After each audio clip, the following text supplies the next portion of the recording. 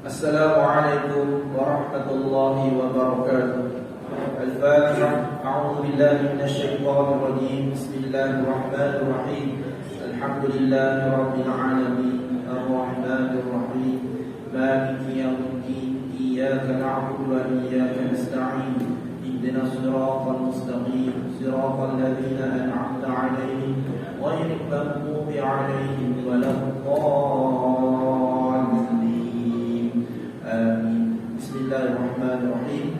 Alhamdulillahi rabbil alamin. Wassalatu wassalamu ala asyrafil anbiya'i wal mursalin wa ala alihi wa sahbihi ajma'in. Allahumma aftah alaina hikmataka wanshur alaina min khazaini rahmatika ya arhamar rahimin. Allahumma rabbi shrah li sadri wa yassir li amri wahlul 'uqdatam min lisani yafqahu qawli. Wassallallahu ala sayyidina Muhammad wa ala alihi wa sahbihi ajma'in. Alhamdulillahi rabbil alamin. Bismillahirrahmanirrahim. Alhamdulillahi rabbil alamin. Wassalatu wassalamu ala rasulillah wa ala alihi wa sahbihi ajma'in. Subhanaka la ilma lana illa ma 'allamtana innaka antal alimul hakim. Allahumma rabbi shrah li sadri wa yassir li amri wahlul 'uqdatam min lisani yafqahu qawli. Yang saya hormati, yang saya kasihi barisan para masjid, ayahanda tuan-tuan Bilal, tuan-tuan Siap, seterusnya barisan yang kuasa Qaryah Majlis Sungai Blok, seterusnya tuan-tuan dan puan-puan, Khatib, Tuan Guru Ustaz Haji Ahmad Ismail, tuan-tuan dan puan-puan, ibu ayah dirahmati dan dikasihi Allah Subhanahu wa taala. Alhamdulillah, marilah kita merafakkan rasa syukur kita kepada Allah Subhanahu wa taala kerana dengan limpah kurnianya, dengan izinnya Allah Subhanahu wa taala kurniakan kepada kita kebaikan, dengan kesihatan, dengan ketenangan hati, kemudahan kita sampai ke masjid ini, dengan kesihatan kita ini, ya. Mudah-mudahan syukur kita kepada Allah Taala atas nikmat yang Allah Subhanahu wa taala kurniakan kepada kita ini, ya. Ramai di luar sana yang tidak berpeluang bersama-sama dengan kita, dan kita doakanlah mudah-mudahan mereka juga dapat bersama-sama dengan kita dalam rumah Allah yang mulia ini, dalam taman syurga ini. Mudah-mudahan kita dan siapa juga bersama-sama dengan kita dapat masuk ke syurga Allah Subhanahu wa taala. Kita dapat gapai redha Allah Subhanahu wa taala, mudah-mudahan insya-Allah. Tuan-tuan dan puan-puan, ibu ayah rahmat Allah Subhanahu wa taala, belum terdapat walaupun dah bulan Syawal, saya ucapkan selamat hari raya Idul Fitri. Masya-Allah, malam ini kita dalam kuliah tambahan yang tarikh 29, 30, 31 ni biasanya kosong, Jadi biasanya Imam lah akan mengisi ruang yang kosong ini, kuliah-kuliah yang kosong ini insya-Allah. Dan malam ini kita dalam bab berkaitan dengan pengurusan jenazah, pengurusan jenazah. Walaupun nampak tidak penting, tetapi pengurusan jenazah ini, menguruskan jenazah hukumnya adalah fardu kifayah. Orang lain dah buat, kita tak payah. Fardu, dia tetap fardu, dia tetapnya wajib, tetap wajib. Namun statusnya fardu kifayah. Kalau fardu ain itu wajib ke atas setiap individu, solat, puasa itu fardu ain. Kerana kalau orang itu tak buat, dia tanggungan dosa. Tapi fardu kifayah juga tetap fardu, dia tetap wajib. Tetapi kalau dalam satu masyarakat, dalam satu kampung, dalam satu komuniti itu dah laksanakan kefarduan itu, mana ahli qaryah yang lain itu tidak menanggung dosa.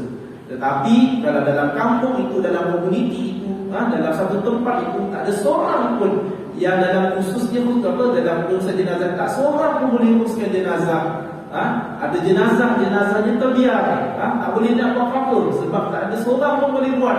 Maka satu kampung itulah, satu komuniti itulah, satu taman itulah, satu daerah itulah yang menanggung dosa kerana tidak menguruskan jenazah. Itu berbeza dengan fardu ain. Jadi walaupun dia nampak tidak penting, tetapi setiap individu muslim dia kena tahu tentang pengurusan jenazah. walaupun dia tidak buat, walaupun dia tak buat, dia tak lakukan urusan jenazah itu, tapi dia kena tahu tentang ilmunya, tentang pengetahuannya. Baik. Soalan, saya akan mula dengan soalan. Jika ada jenazah meninggal dunia, harta yang manakah digunakan untuk mengurus jenazah? Jenazah meninggal dunia, nak menguruskan jenazah, ya betul fardu kifayah. Tapi mesti ada kos yang perlu dikeluarkan untuk menguruskan jenazah. Paling-paling tidak kena beli kain untuk kafan. Sebab kain kita tak pandai nak hasilkan sendiri, kena ada orang yang lain yang buat kain itu. Okey. Persoalannya, harta yang manakah yang kita boleh kena gunakan untuk menguruskan jenazah? Apa dia? Teruskan tak? Apa dia?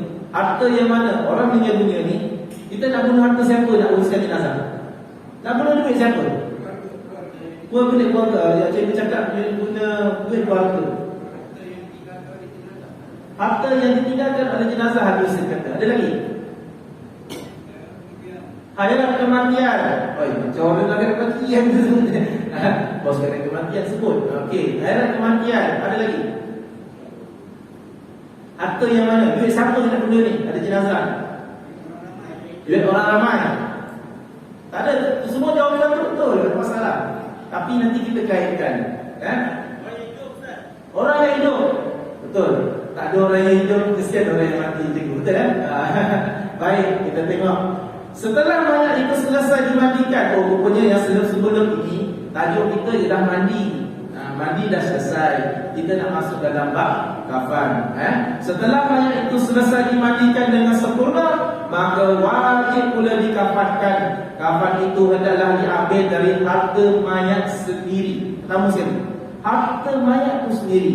Mayat itu, jenazah itu ada harta yang ditinggalkan. Guna harta dia sendiri untuk uruskan jenazah. Uruskan jenazah. Itu yang pertama. Jika mayat tadi ada meninggalkan harta, jika mayat tadi ada meninggalkan harta, guna duit dia sendiri. Bukan jenazah itu pergi beli sendiri barang tak, ya. Tetapi kita guna duit tabung dia lah, duit peninggalan dia lah, untuk uruskan jenazah mayat ini tadi. Mungkin warisnya lebih tahu mana harta dia diletakkan, duit yang diletakkan, bank di mana diletakkan.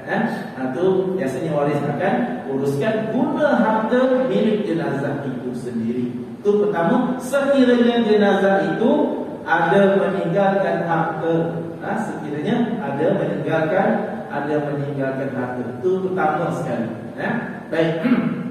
Tengok saya seterusnya. Tetapi kalau ia tidak meninggalkan harta, maka kafannya wajib diambil dari harta siapa? Harta mereka yang wajib memberi nafkahnya semasa ia hidup. Yang kedua, harta dari siapa? Harta yang orang yang memberi nafkah semasa jenazah itu hidup. Kalau jenazah itu seorang lelaki dewasa, biasanya dia ada harta sendiri. Biasanya. Tetapi budak bujang, accident, tak ada, baru bekerja lagi, tak ada harta dia. Jadi berbalik kepada siapa? Yang kedua ni, siapa yang bagi nafkahnya semasa dia sekolah, siapa yang bagi nafkah semasa dia kecil? Biasanya ayah dia, kalau tak ayah dia, datuk dia. Kalau tak datuk, kalau dia bagi nafkah biasanya lelaki, ayah dia, datuk dia, Kalau datuk dia tak ada moyang dia tak ada, pergi adik-beradik dia, abang dia, pergi pakcik dia, susunan wali, ikut wali, ikut apa, orang yang bagi nafkah semasa hidup dia.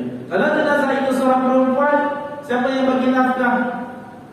Biasanya suami, biasanya suami tak ada, ataupun belum berkahwin, ayah dia, ayah si mati yang perempuan ini. Ayah dia tak ada, datuk tak ada, moyang dia tak ada, adik-beradik lelaki dia. Siapa yang bagi nafkah dia semasa dia hidup? Harta dia lah yang kena uruskan jenazah ini. Kalau orang yang yang bagi nafkah pun tak ada harta. Orang yang bagi nafkah, saya pun miskin kata. Maka hendaklah diambil dari kumpulan harta atau wang baitul mal. Kumpulan harta atau wang baitul mal. Baitul mal apa? Zakat. Bukan baitul mal ini harta kerajaan. Harta kerajaan. Harta kerajaan. Lepas tu ada Jabatan Kebajikan Masyarakat di Indonesia kan. Ada apa? Dia bukan zakat. Zakat itu untuk asnaf. Untuk asnaf. Tetapi baitul mal ni harta milik kerajaan. Harta milik kerajaan.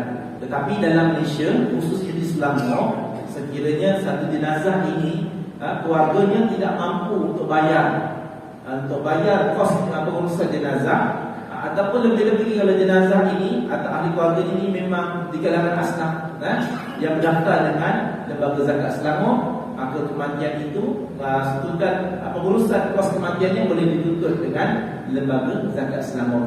Apatah lagi kalau jenazah itu memang dia asnaf, asnaf Lembaga Zakat berdaftar, dia boleh tuntut dia dituntut khairat kematian, boleh tuntut sekiranya meninggal dunia, berzakat boleh bantu untuk menguruskan jenazah. Bukan menguruskan jenazah, maksudnya memberi kos bayar untuk pengurusan jenazah itu. Itu kalau dari Selangor lah, khusus di Selangor, asnaf yang berdaftar dengan Lembaga Zakat Selangor. Tapi asasnya bukan hukum fiqh, kalau ada orang yang bagi nafkah pun tak mampu nak uruskan jenazah ini, kena guna wang baitul mal. Ini baitul mal ni harta kerajaan. Sekiranya baitul mal tak ada, kerajaan tak ada duit, tak ada harta, tak ada wang, maka wajib atas orang Islam yang mampu mengeluarkan perbelanjaan kafan tersebut. Maknanya ada orang kaya, ada orang ataupun dia tak sebut kaya, dia mampu untuk bantu kos menguruskan jenazah itu. Dia apa, orang jenazah ni tak ada harta, orang yang bagi nafkah dia pun tak ada harta, baitul mal pun tak ada harta, maka siapa orang Islam yang ada pada ketika itu wajib untuk menguruskan jenazah ini, menguruskan jenazah. Begitu juga perbelanjaan-perbelanjaan yang lain yang bersangkutan dengan pengurusan jenazah. Apalagi yang berkaitan dengan pengurusan jenazah, bukan kafan sahaja, termasuk juga dengan kos menggali kubur, kos untuk menggali penggalian kubur, kos penggalian kubur. Kalau isu semasa tentang jenazah, ada kos pengangkutan, jadi berkaitan dengan van jenazah. Ada berkaitan juga sumber manusia. Sumber manusia siapa? Orang yang menguruskan jenazah itu. Jangan dilupa, walaupun hikmat baktinya dia tidak minta apa-apa, tetapi orang yang dia juga sekiranya sumbang lah, sebab dia memberi masa dia dan tenaga khidmat dia. Dia tidak minta, tetapi orang biasanya khairat kematian akan jaga kebajikan. Khairat kematian akan jaga kebajikan orang yang sumber manusia ni, orang yang menguruskan jenazah ini. Orang lain sibuk kerja, tapi orang ni lah yang datang untuk bantu jenazah ahli keluarga kita, sebab dia ahli keluarga dia kena uruskan sendiri sebenarnya, tetapi dalam keadaan emosi. Kadang orang tu tahu, tetapi tenaga dia tiada. Mungkin waktu emas, ahli keluarga dia tahu, tapi dia tak ada tenaga. Ada orang muda, tapi dia tak ada ilmu dan sebagainya. Pengurus jenazah inilah yang akan bantu untuk menguruskan jenazah. Jadi ada kos-kosnya, kos gali kubur. Kalau tak guna tenaga manusia, kena pakai mesin. Kalau tak pakai mesin, pakai tenaga manusia. Takkan nak suruh jin, tak mungkin. Kena jadi tenaga manusia juga perlunya kena dibayar. Kena dibayar. Ada ke orang kerja ikhlas hati? Dia orang kerja ikhlas hati, tetapi kita selaku orang yang menguruskan, kena fikirkan tentang kebajikan seseorang itu. Kena fikir pada masa dia kan. Kadang-kadang dia kena buat kerja tuan-tuan, buat kerja di luar, sama ada dia bekerja di kerjaan ke, dia kerja sendiri ke, tiba-tiba dapat panggilan ada jenazah. Dia kena tepikan semua kerja dia, kena pergi kubur untuk selesaikan jenazah. Kalau kena ikut waktu ofis dia tak boleh, kena tunggu waktu ofis dia ada. Pukul 5 jenazah meninggal pagi, lepas pukul 5 petang boleh gali kubur, boleh kerja dulu. kan? Tak mungkin kita boleh buat macam tu. Jadi sebab itu kena fikirkan kos-kos ini kan. Baik. Tengok ada satu soalan tentang isu semasa, iaitu isu kartel jenazah. Tuan-tuan bila dengar, ada dengar kalau kita baca berita sejak 2 menjak, 3 menjak ini ada isu tentang kartel jenazah. Masa Covid tahun lepas pun timbul isu ni, kartel jenazah. Ini lepas raya ni timbul balik isu ni, kartel jenazah. Apa ini kartel jenazah? Isu dia macam ni tuan-tuan. Dia punya kisah dia, kita ada waris, kita ni adalah waris. Tuan-tuan, kita ada waris. Ada orang yang tersayang meninggal dunia. Mungkin mak ayah kita, mungkin ibu kita, mungkin adik-beradik kita meninggal dunia di hospital. Di hospital biasanya di hospital. Tengah sedih, dia tengah tunggu, sementara tengah tunggu tentang jenazah, mungkin jenazah sedang sedih, bersiasat, mungkin aksiden dan sebagainya, datang seseorang, pendek kata, menawarkan pengurusan jenazah dengan bayaran. Betul lah dengan bayaran, tapi bayarannya tidak masuk akal tuan-tuan. Bayarannya mencecah 3,000 ke 4,500, 15,000 pun ada. Macam jenazah Cina tau. Jenazah Cina pun saya ingat 10,000 paling murah, termasuk dengan keranda dia yang cantik. Ada sampai beribu-ribu, dan waris terpaksa bayar ribu-ribuan ni, 4,500, 5,000, dan waris terpaksa bayar. Walaupun rumah antara hospital dengan rumah jenazah itu tak sampai 10 km. Bukan nak hantar luar daripada negeri Selangor, contoh Selangor lah. Bukan nak kena hantar ke Kelantan, bukan. Jarak ada 10 km je, tapi kena bayar 3,000, 4,000, 5,000 tuan-tuan untuk satu pengurusan jenazah.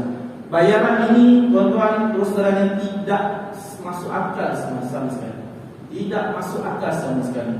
Walaupun jenazah itu hantar luar daripada Selangor pun, saya ingat kos dia tidak sampai sebegitu sebenarnya. Jadi kartel jenazah ini, orang tu, jadi orang tengah sedih, waris tengah sedih, dia fikir macam mana nak selesaikan jenazah ini dengan segera, jadi dia keluarkan kos, dia keluarkan duit dia, bayar kepada kartel ini, dan kartel ini ada dua, satu dia betulkan urus, dan satu lagi dapat duit, dia larikan diri, dia tak urus pun, habis macam tu saja. Itu memang tipu habis.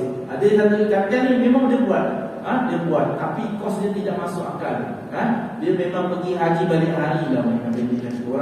Orang nak tutup lah, orang tutup ini pergi haji balik hari ni, pergi Mekah balik hari tu. Dia istilah orang itu nak cepat kaya tu. Jadi isu kartel jenazah ini, sekarang ni dah berapa individu terdakwa didakwa. Banyak individu yang didakwa ini yang bekerja di unit forensik hospital.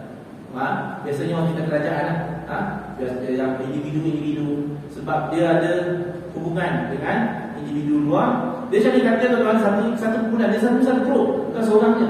Dan seorang tu pegang, dia tukang buat sale lah, maksudnya dia tukang pujuk lah. Dapat dia duit tu, yang katalah dapat dia 5,000 tu, dia bagi-bagilah. Kau dapat sikit, kau dapat sikit, kau dapat sikit, kau dapat sikit. Bukan dapat sikit, dapat banyak.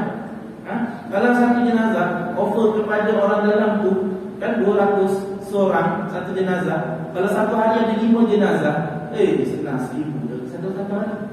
Kaya tuan-tuan, boleh kaya. Jadi banyak orang dalam, dia banyak. Kartel ni dia satu kumpulan, dia buat kerja ni baik satu kumpulan.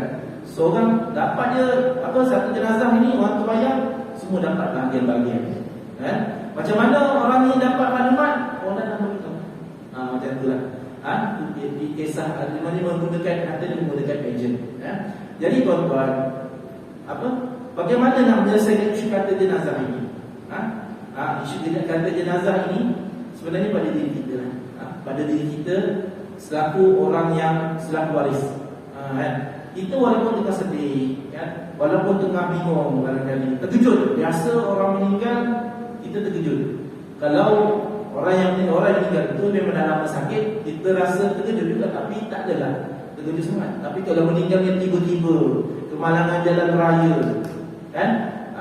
biasanya kemalangan jalan raya ataupun musibah-musibah lain, dia ataupun sakit jantung meninggal dunia. Semalam jumpa elok dia sembah, hari ini padam dah orang. terpaksa. Jadi sedih. Bila kita sedih, kita sedang beremosi, sedang beremosi. Tapi kena ada pengetahuan tentang pengurusan jenazah. Apa penyelesaian pada dekat kita lah?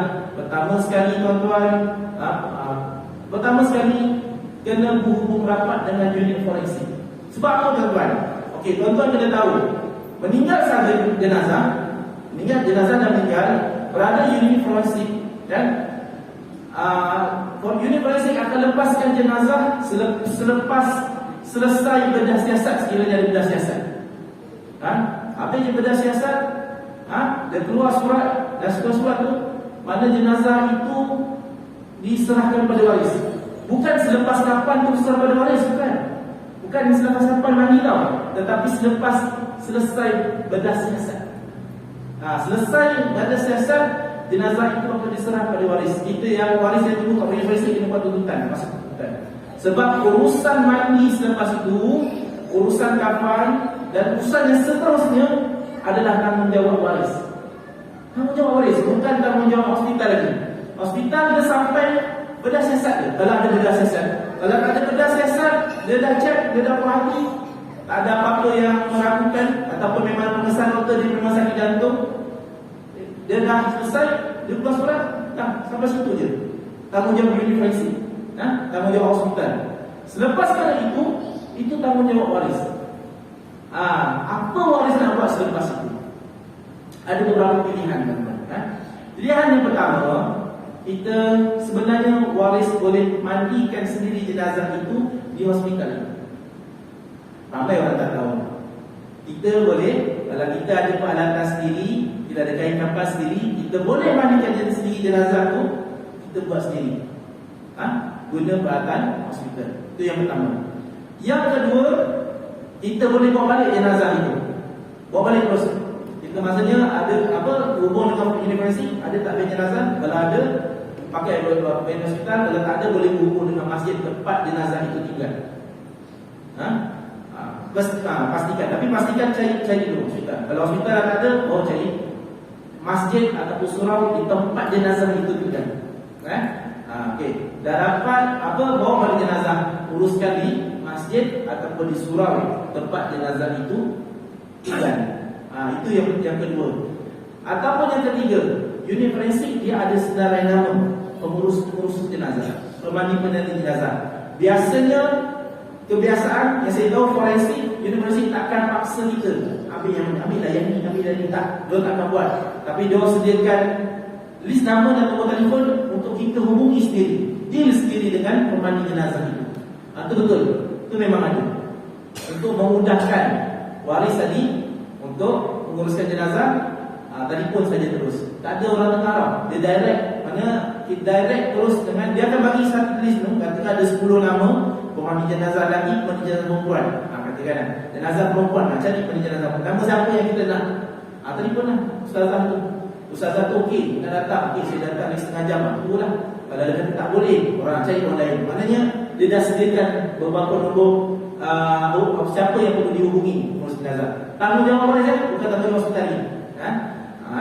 Tanggungjawab waris. Dan sebaiknya tuan-tuan berhubung rapat dengan khairat kematian di tempat tinggal jenazah, bukan tempat tinggal kita. Kalau kita tinggal dekat jenazah kita okeylah, kan? Tinggal jenazah itu tinggal kat Singapura, kena hubungi saya ataupun cik Rahim lah, kan? Di Balai Nazir. Tapi kalau jenazah itu dia duduk mana? Ikut dia duduk mana dulu. Walaupun dia sewa rumah.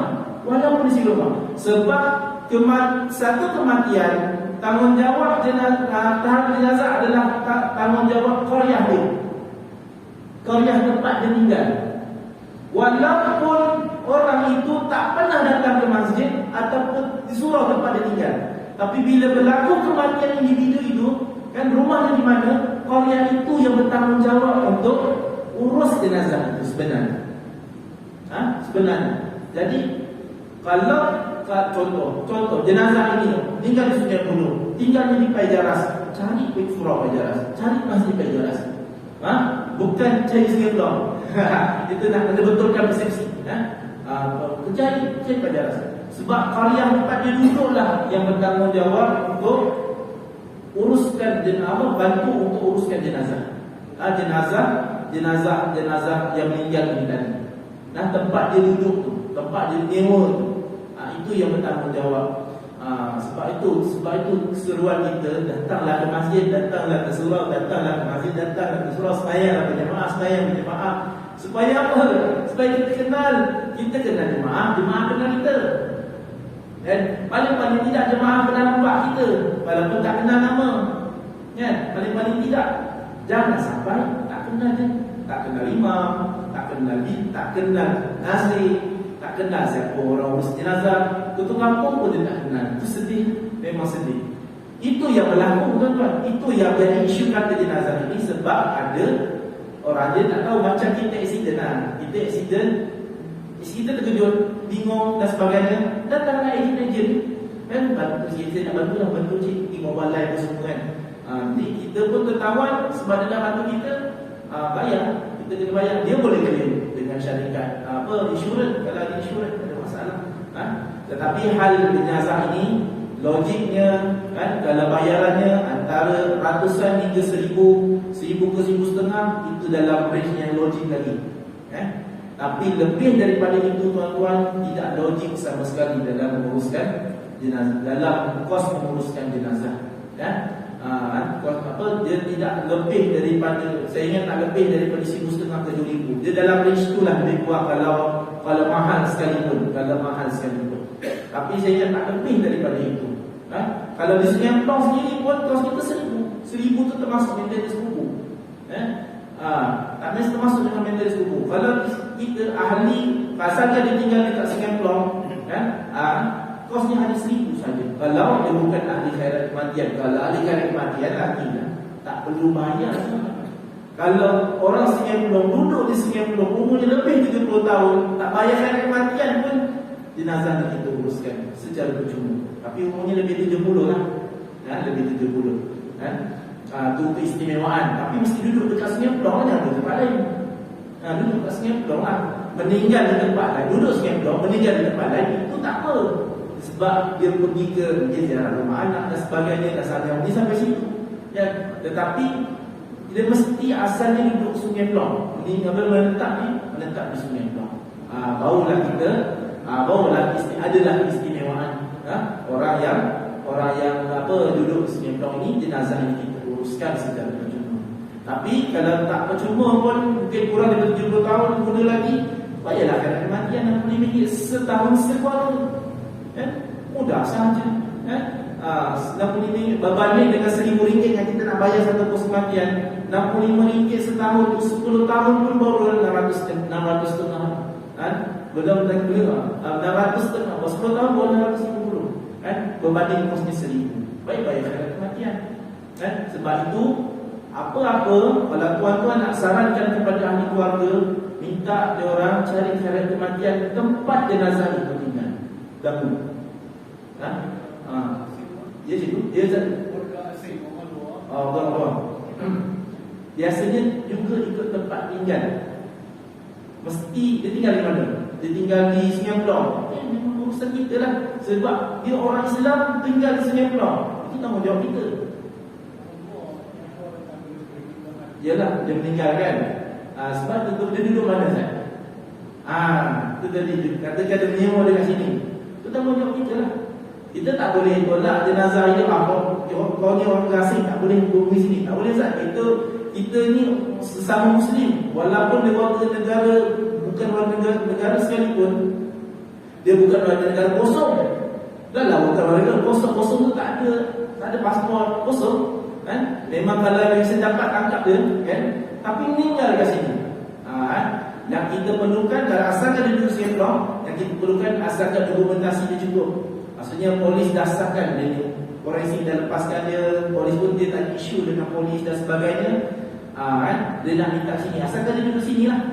Dia memang duduk menetap dekat rumah sewa kat sini. Kita insyaAllah kita akan bantu. Tapi syaratnya mesti duduk sini.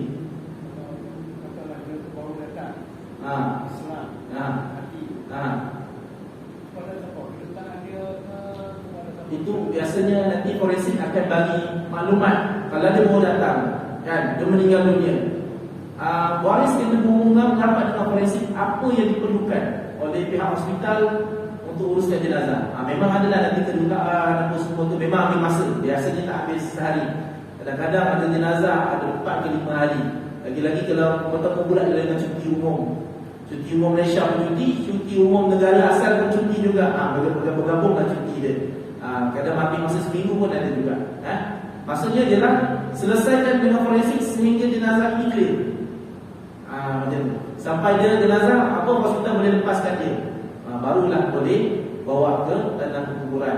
Kat sini kalau satu dia tak ada Korea contohnya kan, dia tak ada Korea, kita boleh rujuk kepada dengan Kota Damansara.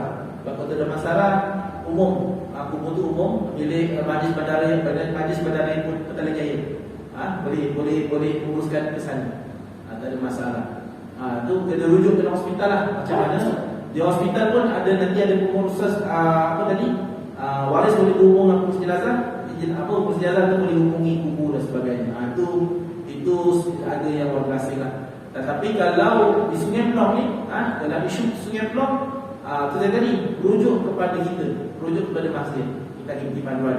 Tapi kalau jenazah itu bukan ahli Korea kita minta syorkan sangat dia balik ke tempat dia duduk ni. Dia syorkan sangat balik. Lagi-lagi kalau dekat area Sungai Buloh ini, tuan-tuan rujuk dalam Korea masing-masing. Sebab masing-masing Korea ada kubur masing-masing. Masing-masing masjid ada kubur di masing-masing kan? Dan tanggungjawab masjid itulah. Kalau orang tu duduk di kubur gajah sebagai contoh, kubur gajah lah yang bertanggungjawab atas jenazah.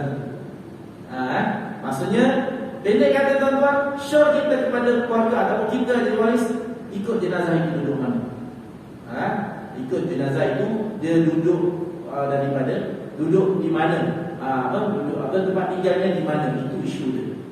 Bukan tiba-tiba nak bawa skemplong tak. Nak bawa skemplong ni ada kes-kes tertentu. Kalau kes COVID, insya-Allah boleh di skemplong, tak ada masalah. Walaupun dia jenazah daripada luar. Sebab COVID ni dia special sikit. Dia kena uruskan cepat. Kita pun ada satu pendapatan buku COVID khas COVID. Memang ada. Tapi kalau jenazah biasa, asasnya pergi ke Korea sendiri. Itu yang penting sebenarnya. Sebab itu berhubung rapatlah dengan masjid, berhubung rapatlah dengan surau tempat kita tinggal. Kalau jenazah itu orang luar, jenazah tempat dia tinggal. Tempat dia tinggal kita kena berhubung dengan syurnya berhubung dengan apa tempat dia tinggal, masjid ataupun surau tempat dia tinggal.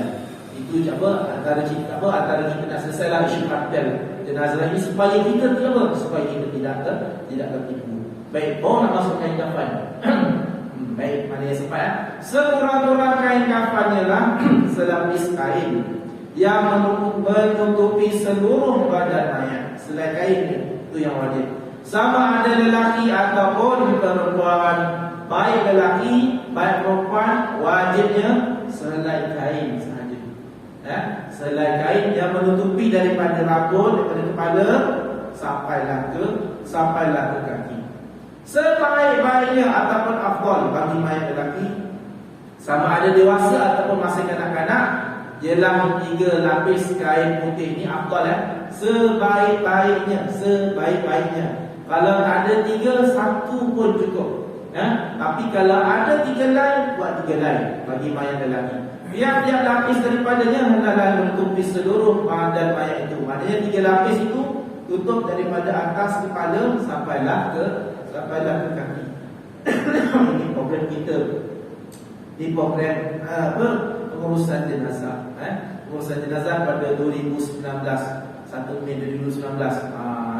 Dapat sentuhan orang lama ni, di apa saudari atau guru akun kita. Orang lama tersedang menurunkan ilmu dia. Kalau ada program lagi, kita buatlah insya-Allah. Baik, sebagian ulama berpendapat 1 dari 3 lapis itu, sebagian ulama kata 1 daripada 3 lapis itu adalah izar ataupun kain lepas. Dan 2 lapis menutupi sekalian badannya. 1 lain itu kain lepas, kain lepas, yang 2 lagi kain yang menutupi seluruh badannya.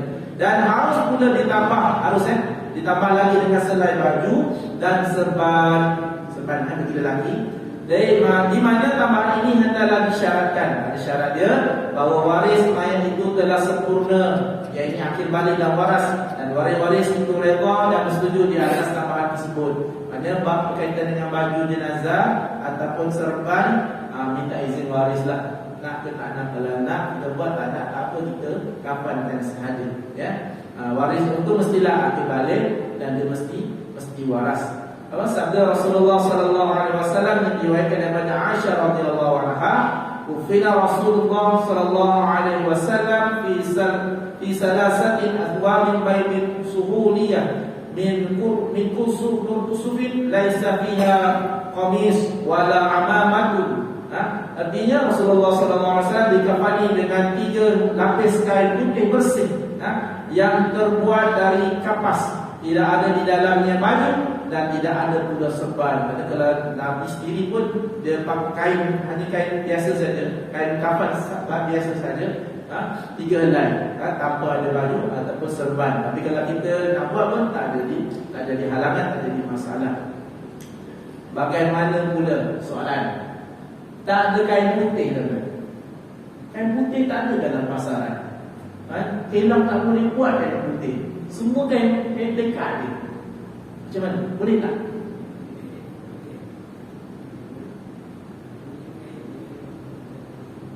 Boleh? Boleh? Boleh?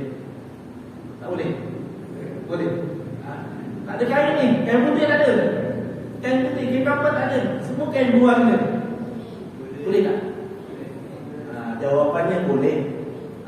Kain yang putih sunat. Sunat hukumnya kain putih. Maknanya dapat pahala lah, pahala sunat. Kain putih. Tapi kalau dah tak ada kain putih, apa-apa juga kain, tuan-tuan. Ya? Kalau tak ada kain, apa-apa juga kain. Kalau tak ada kain, apa-apa yang ada yang boleh menutupi jenazah. Kalau yang boleh menutupi jenazah itu tika lah kita guna. Boleh kita jadikan kapan. Kalau dah tak ada kain, dulu kan, zaman dulu ada kain. Tapi kalau tak ada kain, zaman darurat sebagai contoh, ada kain kita rampas di komunis, ada kain kita rampas di komunis, kan? Apa sampai tak ada kain? Maka kalau jenazah itu meninggal dunia dan tak ada kain, makanya bolehlah tutup dengan apa sahaja yang boleh ditutupi. Kalau dia boleh tutupi itu ada tika, kita membuat kalau daun-daun yang kita boleh, boleh. Sekiranya tak ada kain, ceritanya tak ada kain langsung, ataupun tak ada kain tapi bukan kain putih, kain kelekat, kain batik, kain lepas, dan ada kain putih, boleh. Kain apa saja kain, yang penting kain itu kain yang bersih, ya. Bagi mayat perempuan itu sebaik-baiknya atau afdal hendaklah dikafankan dengan 5 lapis kain. Ada afdal, wajibnya 1 helai. Tapi yang afdalnya, yang paling bagus 5 helai. 2 lapis daripadanya lah kain kafan, 1 lapis yang menutupi antara pusat dan lutut, 1 lapis baju dan 1 lapis telekung. Pokoknya dia lebih sikit daripada lelaki, sebab batas awalnya pun lebih, nak apa, kalau untuk badan dia pun juga menimbulkan fitnah. Jadi sebab itu dia lebih tebal sedikit daripada lelaki.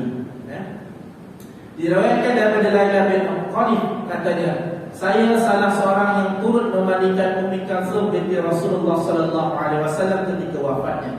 Yang mula-mula diberikan oleh Rasulullah sallallahu alaihi wasallam kepada kami ialah kain lepas, kemudian baju, kemudian tutup kepala, kemudian telekung, dan sesudah itu dimasukkan dalam kain yang lain, yaitu yang menutupi seluruh badannya. Berkata Laila lagi, sementara Rasulullah sallallahu alaihi wasallam berdiri di tengah pintu membawa kafannya dan memberikannya kepada kami sehelai demi sehelai.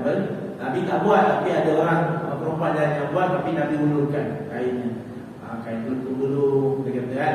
Kain tutup kepala, kemudian kain kafan yang lain, ya. Semua sekali yang dibelai lah, kan?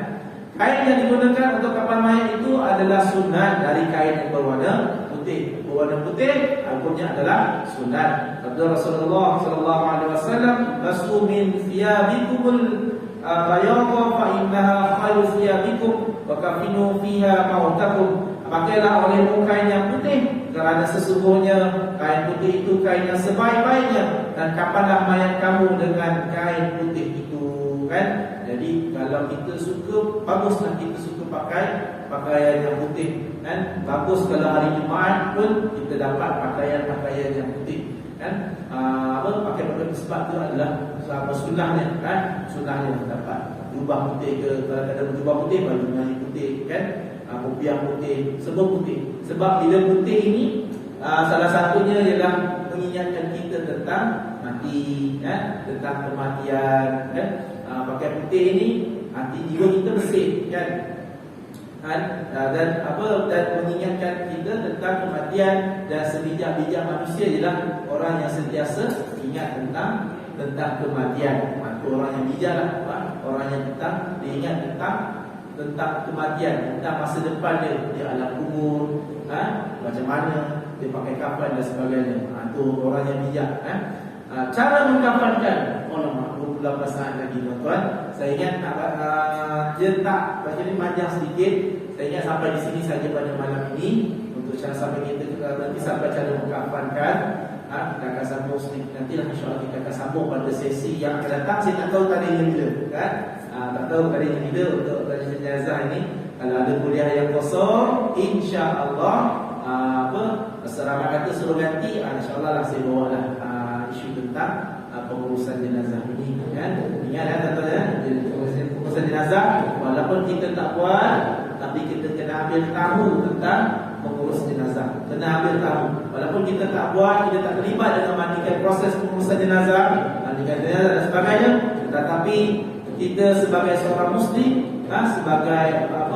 sebagai seorang individu muslim, kita kena ambil tahu tentang cara menguruskan jenazah, kan? Paling-paling tidak dalam kepala kita disematkan, kalau sekiranya meninggal dunia, siapa yang kita nak hubungi? Telefon kita tu siapa yang kita nak telefon dulu? Kalau ahli keluarga kita meninggal dunia, di rumah ke, di hospital ke, siapa telefon? Saya telefon siapa? Kan? Kalau Sungai Blok, tentu saya, tentu Puan Nazir, tentu Puan Tibalan Nazir. Itu yang ataupun Ustaz Rahmat, siapa juga dalam masjid ini, tuan-tuan boleh hubungi, kan? Tapi kalau di luar, jenazah itu duduk di luar, dia tanggungjawab jenazah itulah tanggungjawab qaryah tempat dia tinggal.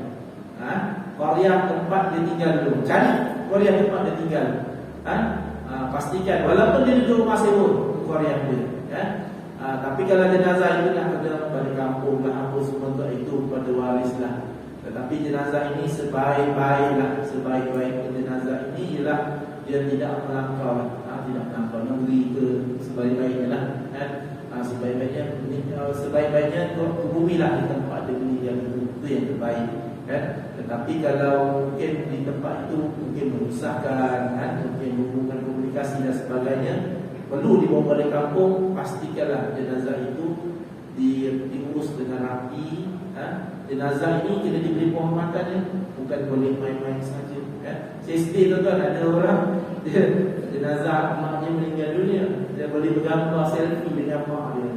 Mak dia kat sebelah meninggal ni ada seluruh buka muka mak dia selfie dengan muka dia senyum. Siap macam ya Allah Akbar. Sedih tuan-tuan, janganlah kita dengan jenazah kena hormat. Seboleh-bolehnya janganlah ambil gambar ke apa, kan? Seboleh-bolehnya janganlah dirakam. Seboleh-bolehlah, jangan dirakamlah. Seboleh-boleh, bukan yang tak boleh, tapi jangan dirakamlah. Biar dia kita nak jaga air jenazah ini, jangan dirakamlah sebagainya, kan? Rakam ni ada tempat yang boleh rakam supaya bukan ada kenangan, tidak. Ada mungkin ada waris yang jauh, tak boleh hadir dan sebagainya. Lebih dari itu jenazah COVID, waris tak boleh dekat dan sebagainya. Itu bolehlah. Itu pun bukan rakam, minta dia buat live lepas tu. Sebab apa tuan-tuan? Bagi supaya aib jenazah ini terpelihara. Aib jenazah ini terpelihara. Dia dah meninggal dunia, tapi kita kena bagi penghormatan pada jenazah ini, kan? Bagi penghormatan yang terbaik jenazah ini. Sebaik-baiknya tak perlulah ambil gambar, cukuplah kita lihat, ziarah dan tinggalkan kenang-kenangan itu dalam memori kita sahaja, cukup. Memori kita telefon, memori kepada kita cukuplah, tak perlulah kita rakam. Bukan adalah untuk kata tak boleh rakam ada hukum pun kan, tapi nak sebut tadi antara asal tadi supaya jaga aib jenazah. Wallahu a'lam. Insyaallah kita akan sambung pada kuliah yang akan datang. Mohon maaf kira-kiranya ada kesalahan dan kesilapan. Kalau ada pertanyaan boleh hubungi teruslah insyaallah. Bismillahirrahmanirrahim. Alhamdulillahirabbil alamin. Wassalatu wassalamu ala Rasulillah wa ala alihi washabbihi ajma'in. Allahumma nawwir qulubana bi nuri hidayatik kama nawwarta bi nuri syamsika abadan bi rahmatika ya arhamar rahimin.